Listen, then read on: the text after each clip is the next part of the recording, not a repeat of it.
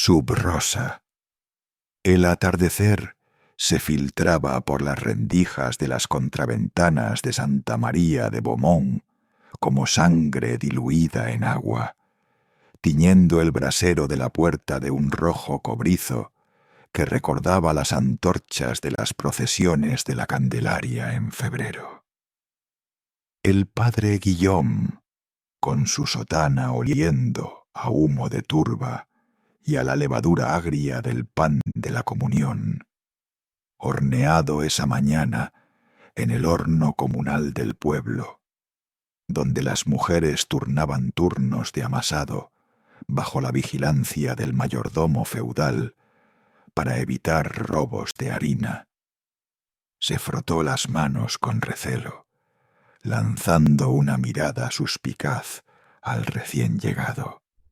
Elías de Montfort, con su capa de lana bordada con hilos de oro, traídos de las ferias de Lendit en Saint-Denis, donde mercaderes flamencos intercambiaban paños por reliquias óseas de santos, a menudo falsificadas con huesos de cerdo. Se inclinó ligeramente hacia Alex, que aún se acurrucaba junto al fuego. Sus zapatillas Nike, ahora cubiertas de barro del arroyo, y su sudadera arrugada como un pergamino mal enrollado. El sacerdote carraspeó, rompiendo el silencio que pesaba como el incienso rancio. Elías, hijo mío en Cristo, habéis cabalgado lejos por un rumor de aldea. Este Alessandro ha jurado lealtad al altar, pero sus palabras son como el viento del Mistral, esquivas y cargadas de arena. ¿Qué sabéis vos de él que yo ignore? ¿Es acaso uno de esos flagelantes que Bernardo de Claraval envía desde Clairvaux, con sus túnicas de cilicio y promesas de redención en Damasco? Elías sonrió con esa calma estudiada que había perfeccionado en las cortes de Thibaut de Champaña. Desarmaba a obispos con anécdotas de sabiduría árabe, extraídas de sus recuerdos de tratados de Ibn Sina.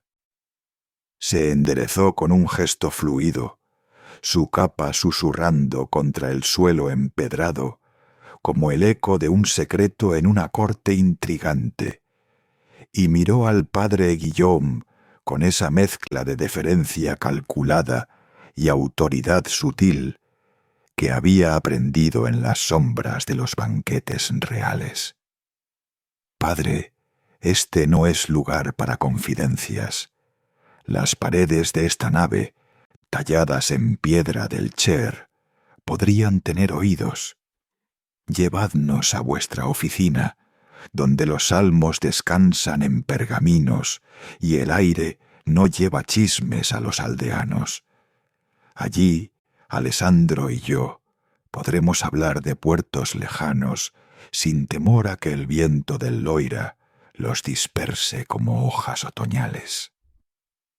Guillaume portaba un crucifijo de plomo, reliquia común en prioratos benedictinos del siglo XII, forjado en fraguas de Tours con emblemas que protegían contra la lepra endémica, que reclamaba hasta un 10% de la población en valles húmedos como este. Guillaume vaciló. Un instante, mientras su crucifijo de plomo se balanceaba como un péndulo de reloj que marcaba con impaciencia el tiempo restante para ganar su favor.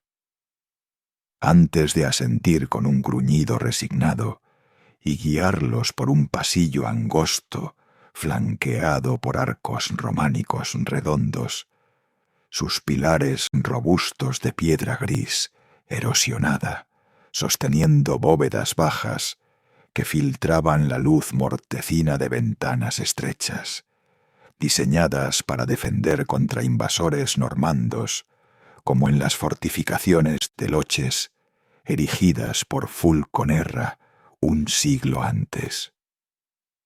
El pasillo olía a sebo derretido de velas en candeleros de hierro oxidado, y estaba salpicado de objetos devotos. Un tapiz desvaído con escenas de la vida de Santo Martín, patrón de los pobres, tejido en Blois en 1120, con hilos teñidos de índigo importado de Oriente. Un banco de roble tallado donde novicios memorizaban salmos.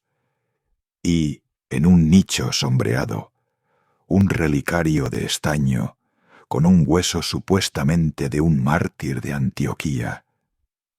Un comercio floreciente en la víspera de la cruzada, donde falsificaciones abundaban para financiar peregrinajes que atraían a miles anualmente.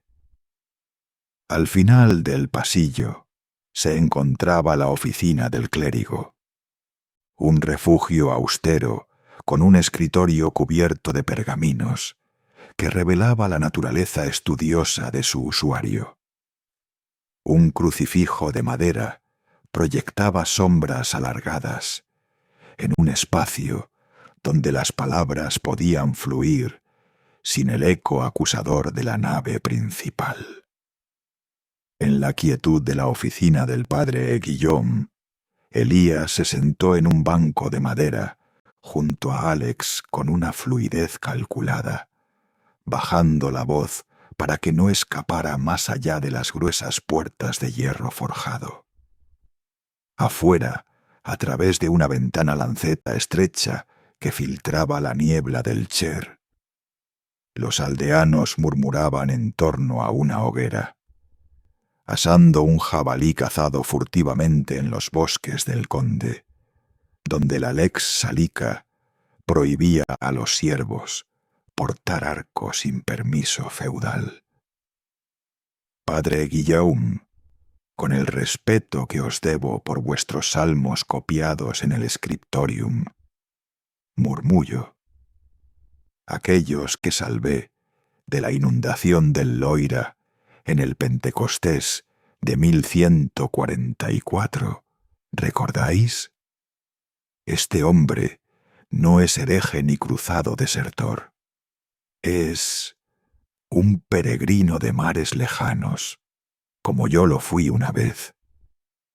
Alessandro, decidme, ¿de qué puerto partisteis?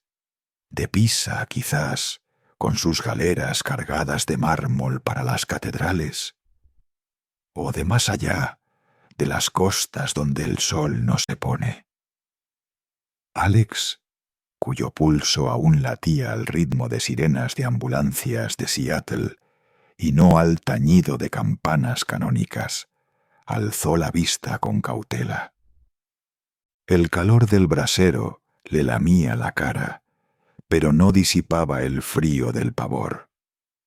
En esta era, donde la lepra, esa maldición de Job, que el concilio de Rouen en 1130 había segregado a los afectados en leproserías como la de Saint-Lazare, cerca de París, podía condenar a un hombre por un sarpullido. Cualquier error en su farsa lo enviaría a una celda de piedra. Pero los ojos de Elías, había algo en ellos, un destello de reconocimiento, como el parpadeo de una pantalla LCD en la penumbra. De un puerto al oeste, señor Elías, improvisó Alex, su voz un hilo tenso en el romance torpe que había mamoneado del sacerdote en los días previos. Más allá de las columnas de Hércules, donde las olas rompen contra rocas que cantan. Mi barco se perdió en una tormenta enviada por Poseidón. Traía sedas y ungüentos para la corte del emperador de Constantinopla. Pero los bandidos Hizo una pausa tragando saliva.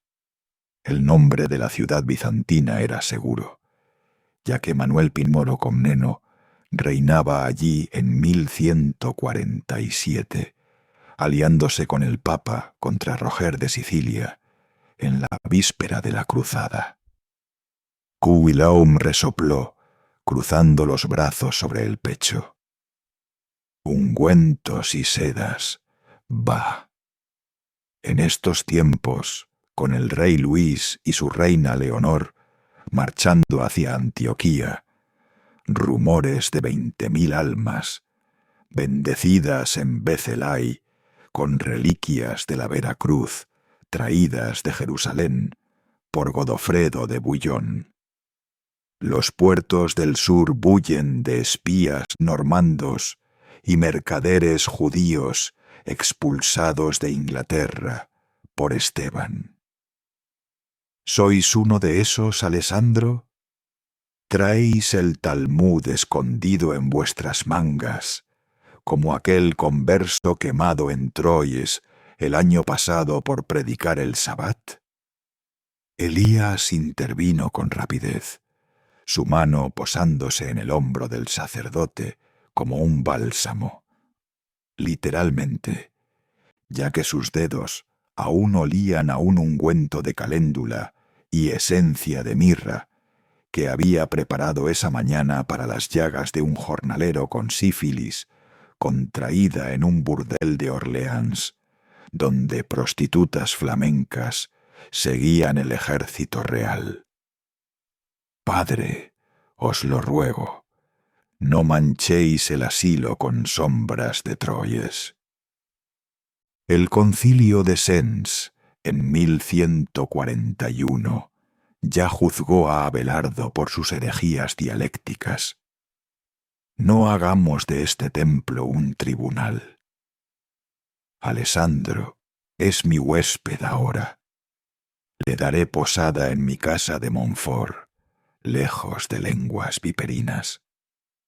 A cambio, os enviaré un barril de vino de Sancerre para la misa de la Inmaculada.